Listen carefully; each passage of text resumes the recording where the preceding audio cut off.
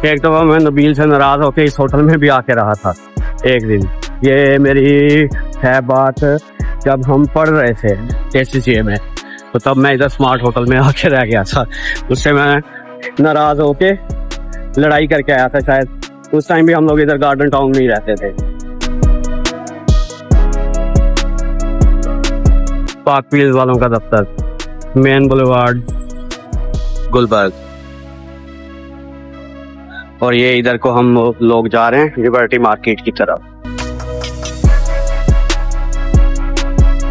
बड़ी यादें जुड़ी हैं लिबर्टी मार्केट के साथ।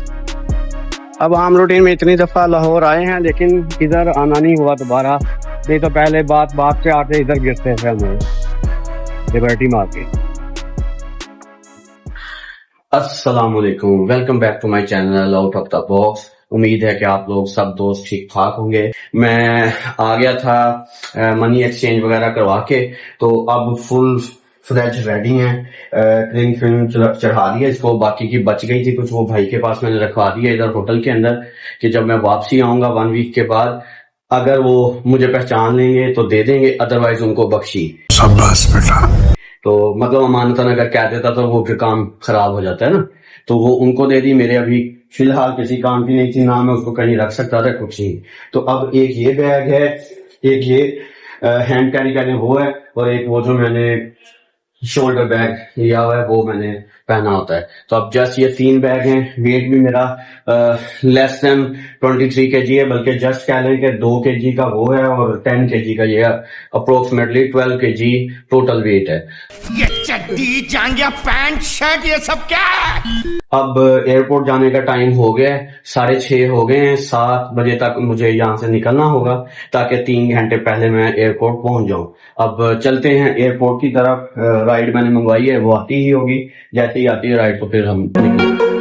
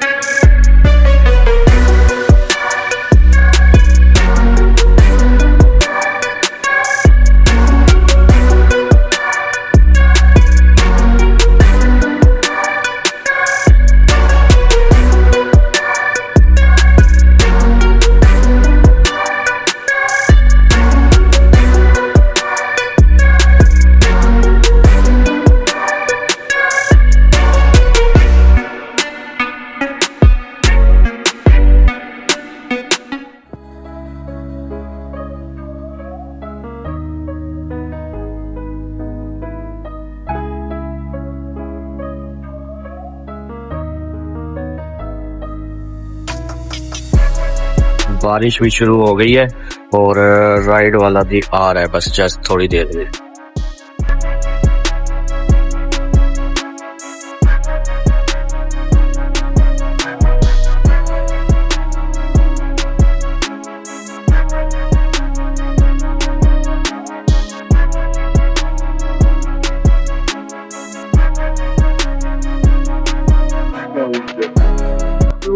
वेलकम टू एयरपोर्ट डिपार्चर के लिए। अब वो इंटरनेशनल डिपार्चर पहुंच गया हूँ एयरपोर्ट। आपका भाई अब ढूंढेगा इंटरनेशनल रवानगी, तो आगे है इंटरनेशनल डिपार्चर, वहाँ पे चले। ये बच्ची ऐसे ही घूम रही है, माँ को कोई नहीं पता माँ को के बच्चे को किधर। वो बच्ची पीछे घूम रही थी, उसका कोई नहीं पता किसी को के किसके साथ है, कौन है। बस मैं देखूं पहले वो बैंकॉक की 346 11:40 पे बैंकॉक की फ्लाइट। अभी इंटरनेशनल इमिग्रेशन की तरफ बढ़ रहे हैं हम।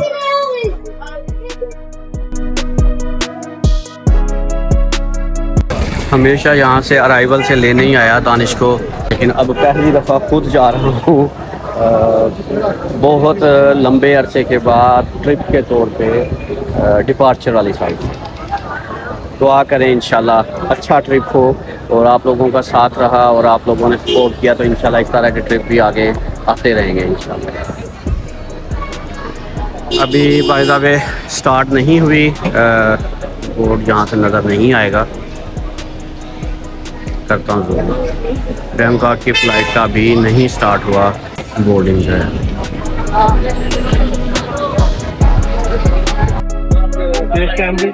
चेक इन स्टार्ट हो गया है बैंकॉक की फ़्लाइट का और अब जा रहा हूँ दोबारा से अंदर ट्राई करने के लिए चेक इन के लिए। चले अंदर चलते हैं अब चेक इन के लिए और बोर्डिंग कार्ड लेने के लिए। देखते हैं ना कहाँ पे है बैंकॉक का काउंटर थाई एयरवेज का, और अब उस तरफ को चलते हैं। ये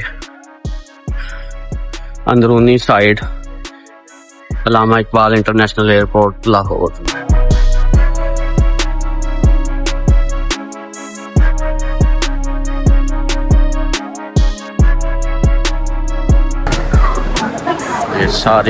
ये ज़्यादातर फ्लाइट्स यहाँ से पाकिस्तान से ज़्यादातर सऊदी अरब, दुबई, कतर, खलीजी ममालिक को बहुत ज़्यादा जाते हैं मुसाफिर। अब हमने देखनी है वो TG 346, ये थाई एयरवेज की यहाँ पे हो रही है चेक इन। बोर्डिंग पास मिल गया है और अब खड़े हैं इमिग्रेशन पे और देखते हैं अब कितना टाइम लगता है। लाइन तो नहीं लगी है तो छोटी, लेकिन देखें पहले क्योंकि बोर्डिंग लेते लेते आधा घंटा लग गया तकरीबन। खैर इतनी ज़्यादा प्रॉब्लम नहीं हुआ और कुछ चीज़ें हैं जो आप लोगों को बताने वाली हैं जब आप फर्स्ट टाइम ट्रैवल कर रहे हों टूरिस्ट वीज़ा के ऊपर। ये अब बहुत लंबा प्रोसेस था भाई, इमिग्रेशन का बहुत लंबा प्रोसेस था। मुझसे अगले वालों की ज़्यादा पूछ पड़ती हो रही थी, लेकिन मैंने एक दो चीज़ें नोट की जो मैं आपके साथ शेयर करना चाहूँगा थाई वीज़ा के हवाले से। शायद बैठ के करनी चाहिए मुझे तसल्ली से, लेकिन अभी फ़िलहाल मैं खड़े खड़े कुछ चीज़ें समझा देता हूँ आपको और बता देता हूँ, किसी न किसी भाई के काम आ जाएंगी। तो होता ये है कि जब आप पीछे बोर्डिंग के लिए बोर्डिंग पास ले रहे होते हैं तो तब भी कोई ना कोई आपसे सवाल वगैरह कर लेते हैं। वीज़ा तो आपके पास है ही है, ई वीज़ा, उसका भी आप प्रिंट ले लेते हो, टिकट का भी ले लेते हो, जितनी भी बेसिक चीज़ें। लेकिन जो ईमेल है ना आई होती एम्बेसी से, वो बहुत लाजमी और ज़रूरी है। मुझे अच्छी तरह से याद है, जो मेरे ट्रैवल एजेंट हैं उनको मैंने याद करवाया, ये याद रखिएगा अल्फाज, कि वो मुझे याद करवाना पड़ा उनको कि वो मुझे मेल करें। तो वो बहुत ज़रूरी है। वो इन्होंने यहाँ पे देखी है अप्रूव वाली ईमेल, वो जस्ट जो पेज शेज है उसको नहीं मानते, भले ही उसके ऊपर वीज़ा नंबर और ये वो लिखा हुआ है, लेकिन उन्होंने पहले आपसे उस मेल का पूछना है कि वो अप्रूव्ड मेल है, उस पर अप्रूव्ड लिखा होता है जो एम्बेसी की तरफ से मेल आती है। तो ये एक अहम चीज़ थी। बाकी की चीज़ें फिर किसी अलग व्लॉग में डील करूँगा कि वीज़ा ई वीज़ा लेने का क्या तरीका है, क्या फीस थी उसकी, वो सारा कुछ। अभी फ़िलहाल खुशी मनाते हैं कि सब कुछ ओके हो गया, स्मूथली हुआ। टाइम सिर्फ लगा है, आगे उम्रा ज़ायरीन काफ़ी ज़्यादा थे, काफ़ी ज़्यादा उनकी वजह से रश था। कोरिया, मलाइशिया, यही साउथ एशिया की तरफ को जाने वाले जितनी भी फ़्लाइट्स हैं वो इस टाइम शायद जाती हैं, तो इस वजह से तो ये था रोला। बाकी याद रखिएगा उस मेल के बारे में, वो मुझे लगता है जिन भी कंट्रीज़ की ई वीज़ा की मेल आती है अप्रूव की एम्बेसी से, वो आपने अपने पास लाजमी रखनी है। ये है सूरत हाल। मैं अब देखूं कि कौन से वाला गेट है, नज़र तो यही वाला आ रहा है, ये था ये एयरवेज का गेट, यहीं से। रात का वक्त है, असल में कोई भी जहाज खड़ा हुआ इतना खास नहीं नजर आ रहा, और बारिश फिर काफी ज्यादा पड़ रही है, बारिश काफी ज्यादा। आज सारा दिन बारिश होती रही है। जिस टाइम मैं सुबह मनी एक्सचेंज के लिए गया था तो उस टाइम भी काफी ज्यादा थी बारिश। ये वेंडिंग मशीन यहाँ पे भी लगी हुई है लाहौर एयरपोर्ट पे, और आई थिंक इसके अंदर हाँ ये कैश भी डल जाएगा, कैश चल जाएगा। कॉइन्स वगैरह की तो अब बात ही नहीं है। खैर पाकिस्तान में चॉकलेट और ये चीजें लगी हुई हैं, चॉकलेट स्नैक्स लगे हुए हैं।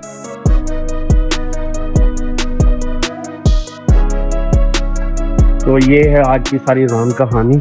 अब इंशाल्लाह ऑन टाइम है फ्लाइट, और फ्लाइट का वेट करेंगे उधर बैठ के। कोई देखता हूँ जूस वगैरह अगर कुछ नजर आता है तो जूस लेके तो फिर इंशाल्लाह चलेंगे वहाँ पे, वेट करेंगे। जूस ले लेता हूँ मैं पहले, कार्डिमम टी ली वहाँ से, उसके फौरन बाद चेक इन स्टार्ट हो गया, जिसकी वजह से मुझे वो आधी पी मैंने और आधी मुझे वेस्ट करनी पड़ी। 24 नंबर गेट है बैंकॉक के लिए थाई एयरवेज का, 24 नंबर।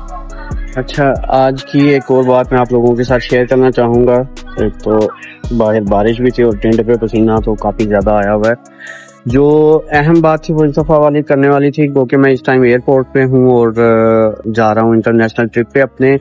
पिछले 14-15 साल से मैंने पाकिस्तान का ऑलमोस्ट बलूचिस्तान छोड़ के, बलूचिस्तान भी बहुत साल पहले मैं गडानी तक गया था, बाकी जो तीनों सूबे हैं वो ऑलमोस्ट विजिट किए है। 15 साल मैंने ट्रैवलिंग की है, मेरी हिस्ट्री पूरी आप देख सकते हैं। तो मैंने एक चीज के नतीजे पे पहुंचा हूँ, और ये जो मैं अब रिजल्ट आपको बताने लगा हूँ ना, इसमें ना दो चीजें हैं। हमारे पाकिस्तान में एक चक्कर है कि अगर हम गवर्नमेंट पे तनकीद करते हैं तो गवर्नमेंट पकड़ लेती है, और अगर गवर्नमेंट की तारीफ करते हैं तो अवाम पकड़ लेती है। तो रोला ये है कि फिर चीजें दुरुस्त कैसे होंगी। इस टाइम सूरत हाल ये है, जो नॉर्थ की तरफ लोग जाते हैं ना धड़ाधड़ पूरे पाकिस्तानी, ईद पे, छुट्टियों पे, वेकेशंस मनाने, अमीर गरीब सब लोग ही ऑलमोस्ट जाते हैं। कोई है जो बचा हुआ हो गरीब, मैंने इसलिए कहा है कि मैंने देखे हैं उधर बहुत सारे लोग जो जुगाड़ करके इकट्ठा कुट्ठा करके, भले ही उधार लेके जाना पड़ा है, वो नारायण कगान बाबू सर वहां तक तो कम से कम गए ही गए हैं, भले ही गिलगित बल्तिस्तान या कश्मीर वाली साइड पे ना जाए। तो हुआ ये कि इतनी छोटी सी नाली है, पुली है, और उसके आगे पूरा एक शहर बसा हुआ है। मतलब ये सहूलियात दी हुई हैं हमारी गवर्नमेंट्स ने, केपीके की गवर्नमेंट हो या पाकिस्तानी गवर्नमेंट हो, टूरिज्म इनके लिए इतना अहम है। आप गलियात चले जाएं, होटलों के अंदर गंद, ऐसे लगता है होटल वाले तैयार ही नहीं थे इस सीजन के स्टार्ट होने के लिए। अगर कहीं आप उधर गिलगित बल्तिस्तान चिल्लास वाला रास्ता आपने मेरे व्लॉग्स के अंदर भी देखा होगा कि उसके बेड़े ही घर है, वो 14-15 घंटे आपको लग जाते हैं। लोग कहते हैं इस्लामाबाद से गिलगित तक के, मैं कहता हूँ वो तो 14-15 घंटे लग जाते हैं आपको चिल्लास तक जाते हुए। पता नहीं कौन से रास्तों से वो लोग जाते हैं। अब अगर बन भी गए, अच्छा मजे वाली बात यह है कि अब 2 डैम बन रहे हैं तो वहां पे खराबी अब नहीं है। मैं आज से 12 साल पहले गया था, जो रोड़ा, जो ग्राउंड, जो तबाही, जो मट्टी के तोदे, जो चीजें तब थी ना वो अब भी थी। ये मेरा 2023 का ट्रिप है। 2024 में मैंने बाइकाट शुरू कर दिया था कि अब मैं आइंदा पाकिस्तान में नॉर्थ में या कहीं पे भी नहीं जाऊंगा, इस्लामाबाद तक जाऊंगा। थोड़ा बहुत ऐसे ही सिटी वाइब वगैरह ली, व्लॉग कंटेंट तो बनाना ही है, तो वो बनाया। लेकिन अब मैं कम से कम नॉर्थ या उस तरफ नहीं जाऊंगा, उतना की गलियात मरी हुआ कि वापसी इस्लामाबाद आके तो रह लो। कोई सहूलियात नहीं, बिजली अक्सर औकात वहां पे नहीं होती, जनरेटर चल रहे हैं, कभी चार्जिंग का मसला है, इंटरनेट और बाकी की चीजों को तो आप गोली मारे ना, वो तो मिलनी नहीं है। कोई लोग ढीठ हैं, हर साल लाखों लोग जाते हैं। वो ये नहीं बयान करते। मनसेरा का बाईपास देख लें आप, बालाकोट से लेके नारायण तक की रोड देख लें। एडवेंचर के नाम पे जितनी अहम झीलें उनकी तरफ एडवेंचर के नाम पे बेड़े गर्क रोडों के हैं। अपनी जो इनकी नाकिस पॉलिसी है उनको नाम दिया हुआ है इन्होंने, हमारे जहन में डाल दी ना, ये बात हमारे जहन में डाल दी कि ये एडवेंचर है। आप हिलते जुलते चूल्हे हिलाते हुए, अपने मोहरे हिलाते हुए आप पहुंचो झीलों पे और सैर सपाटा करें। और हमने कबूल भी कर लिया, कबूल किया। 12-13 साल ये चीज मैं खैर पहले दिन से गौर कर रहा था, हर दफा जाता था डेवलपमेंट की गौर करता था कि शायद मजीद डेवलपमेंट हुई हो। मैंने व्लॉगिंग तो शुरू की है ये 2022-23 में, उससे पहले मैं व्लॉगिंग नहीं करता था, नहीं तो शायद भड़ास में है तब निकाल लेता। तो जो जो लोग मेरे साथ एग्री करते हैं वो कमेंट जरूर करें, वो जरूर मुझे मेंशन करें कि क्या मैंने ये चीजें सच बोली हैं हमारे टूरिज्म के हवाले से। और इतना महंगा होटल, वो उसकी वो वाली वैल्यू ही नहीं होती। हर दफा ठेकेदार बदला होता है, उसने अपना रेट बढ़ाया होता है होटल का, और उसकी कोई वैल्यू नहीं होती। गंदे बेड, वॉशरूम्स में वो सहूलत नहीं, गर्म पानी कभी आ रहा है कभी नहीं। आपको बुकिंग आपकी कर ली कि गर्म पानी 24 घंटे मिलेगा, फिर बाद में वो कोई परवाह नहीं इसकी। ओ भाई, पाकिस्तान को हर वक्त स्विट्जरलैंड और यूरोप की मिसालें देने वालों के भी पाकिस्तान स्विट्जरलैंड या यूरोप की तरह यहाँ पे भी खूबसूरती है नॉर्थ की तरफ। तो भाई स्विट्जरलैंड ने तो बुलंदी तक ट्रेनें पहुंचाई हुई हैं। रोड्स का उनका नेटवर्क कैसा है, बिला वजह की अपनी दिल की तसल्लियों के लिए ना अपना जो खराब चेहरा है ना, इसके ऊपर हमने मेकअप किया हुआ है माजरत के साथ। ये पीच जूस मंगवाया है क्योंकि अभी बैठे हुए थे, वेटिंग कर रहे हैं फ्लाइट के लिए कि कब बोर्डिंग होती है अंदर, तो कब तक के लिए ये जूस।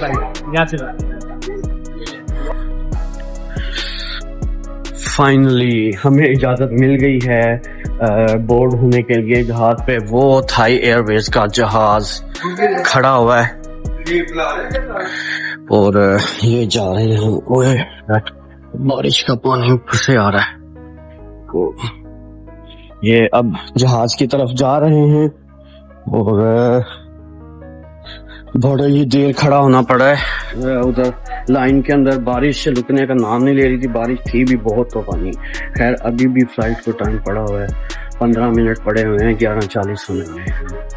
तो मुसाफिर हज़रात जा रहे हैं अंदर, अब अंदर बैठ के बात करेंगे।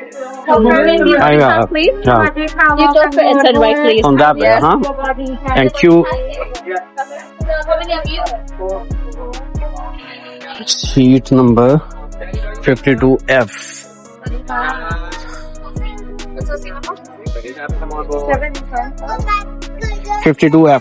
Thank you.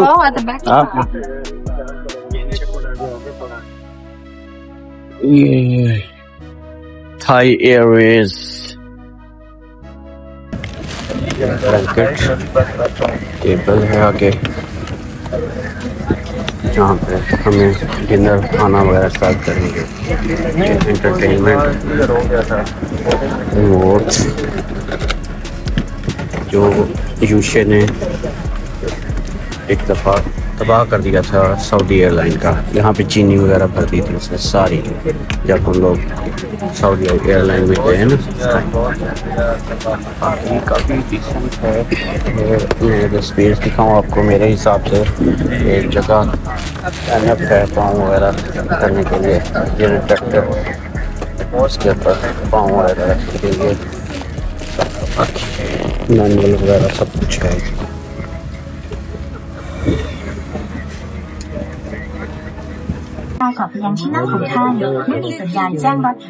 कैसा कलरफुल उन्होंने सेफ्टी वीडियो जो चलाई है, कितनी कलरफुल और कितनी डिलाइटेड।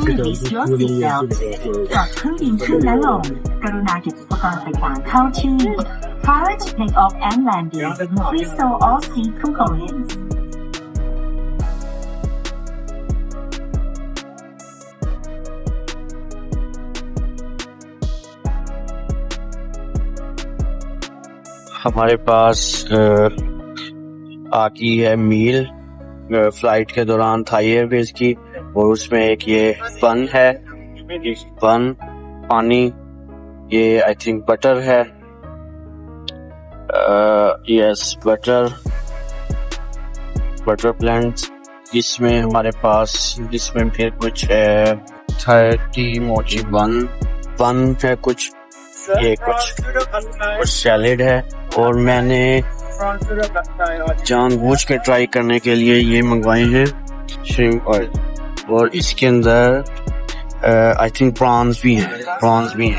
तो ये मैंने जानबूझ के मंगवाए हैं ताकि मैं थाई ऑथेंटिक उसको फूड को ट्राई कर सकूं।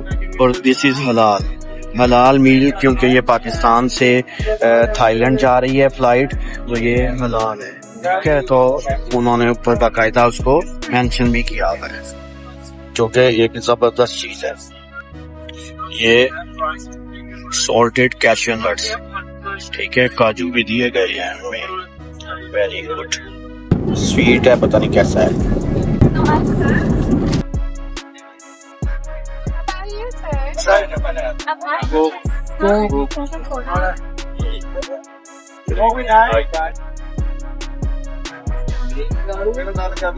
ये वॉशरूम थाई एयरवेज का, ये टिश्यू वगैरह हैं हैंड वॉश के लिए, hand wash, water,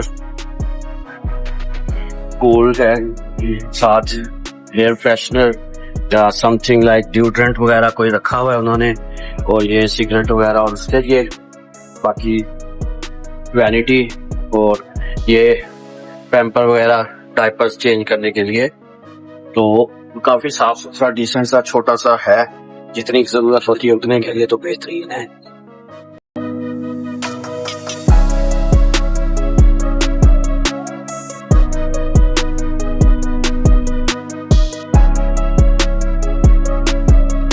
finally landed हो गए बैंकॉक स्वर्ण एयरपोर्ट थाईलैंड। अब बाहर निकलने का वक्त है जहाज से, और फिर देखते हैं कि पहले लगेज क्लेम और उसके बाद फिर सिम वगैरह और अदर चीजें। मेरा कैब वाला भी आ गया होगा, आई डोंट नो कि उसको नंबर वगैरह तो दे दिया था, उसका मुझे दे दिया था, मेरा उसके पास है नंबर, लेकिन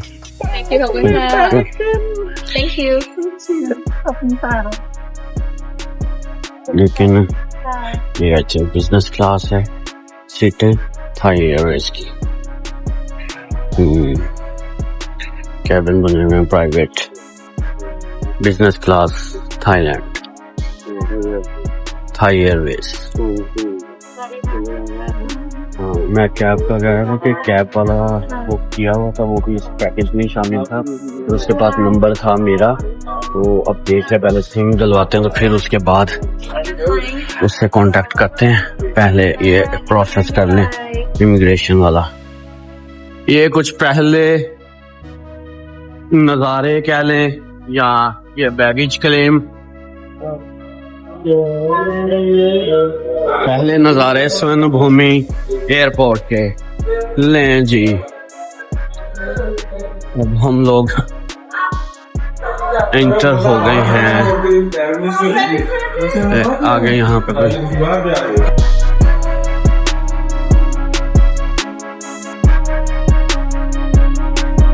भाई एयरपोर्ट पे ये वाला पैकेज ले लिया 519 बात का 8 डेज के लिए। 8 डेज ही मेरे लिए काफ़ी होंगे, 25 GB इसमें आ रहा है और अनलिमिटेड इंटरनेट है। ये आप बाकी के भी पैकेजेस देख लो खुद ही। AIS का मैंने दिखा था कि हाईली रिकमेंडेड था AIS की 5G सिम, और 519 बात की ये मुझे मिली है। सिम वाला काम करना इसलिए ज़रूरी है क्योंकि पहले कांटेक्ट करना है भाई के साथ, ड्राइवर के साथ, कि उसको भी बता दूँ ना कि आधा घंटा लेट थी पूरी फ्लाइट ना, बारिश और तूफान की वजह से लाहौर के अंदर। हाँ जी, तो अब लगेज क्लेम के लिए मैं जा रहा हूँ आगे। गेट नंबर आई थिंक 1 है, और फिर वहाँ पे देखते हैं, क्लेम करना है लगेज अपना।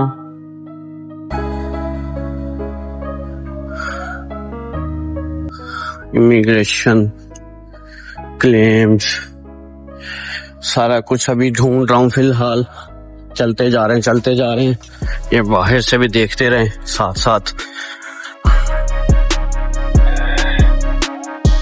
भाई को मैंने मैसेज कर दिया कैब वाले को, अभी उसका रिप्लाई भी आ जाएगा कि वो वेट कर रहा होगा ना नीचे, तो फ्लाइट हो गई लेट, इस वजह से मसला है। उसको बताना भी जरूरी था ना, ये ना वो परेशान हो रहा हो। लेकिन मेरा ये नहीं ख्याल वो उसने देख लिया होगा बोर्ड वगैरह से कि भी ऑलरेडी ये लेट थी ये वाली फ्लाइट, तो जिसकी वजह से उम्मीद है कि उसको पता होगा। फाइनली लगेज मिल गया है। अब चलते हैं सेकंड फ्लोर का। भाई ने कहा था कि सेकंड फ्लोर पे जाना है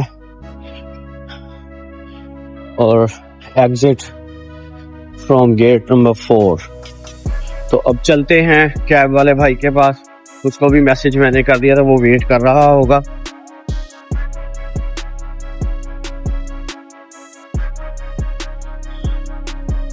रश था लेकिन इधर इतना ज्यादा मसला हुआ नहीं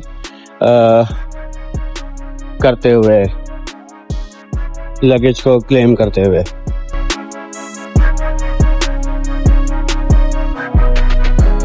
इमिग्रेशन लगेज वगैरह से तो इजीली होके आ गए हैं। अब 4 नंबर गेट ढूंढना है, ये 8 नंबर है। मैं क्योंकि हमारा लगेज इस साइड पे था, 18 नंबर बेल्ट पे लाहौर से आने वाली उसके लिए। तो अब मैं 4 नंबर की तरफ जा रहा हूँ। वहां पे मीटिंग पॉइंट है जहां से मिलेगा कैब वाला भाई जो बुक किया हुआ है। और ऑलरेडी मैं वो जैसा कि आपको बता भी चुका हूँ कि वो पैकेज में शामिल है। तो वहाँ का बस बैठना है, अपने होटल जाना है और होटल में फिर रेस्ट करेंगे इंशाल्लाह। अब तक का सफर यहाँ पे ही खत्म करते हैं। मिलते हैं अगले व्लॉग में। रेस्ट करने के बाद जल्द ही मुलाकात होती है। बैंकॉक को एक्सप्लोर करते हुए आपको मैं मिलूंगा और धड़ाधड़ व्लॉग आएंगे इंशाल्लाह डेली के हिसाब से। तो और जो भाई मुझे इंस्टाग्राम पे या फेसबुक पे अभी फॉलो नहीं कर रहे तो ज़ीशान खालिद के नाम से इंस्टाग्राम पे बना हुआ है, पर्सनल आईडी है वो भी ज़ीशान खालिद के नाम से। और plus out of the box के नेम से भी वहाँ पे आईडी है। तो आप लोगों से गुजारिश है कि फेसबुक पे और इंस्टाग्राम पे वहाँ पे भी मुझे ज़रूर फॉलो कर लें। Thank you so much. अल्लाह हाफिज अभी तक के लिए। और आगे इंशाल्लाह एक शानदार सीरीज का आगाज हो गया है। पहुंच चुका हूँ मैं बैंकॉक थाईलैंड में। देखते रहें, जुड़े रहें।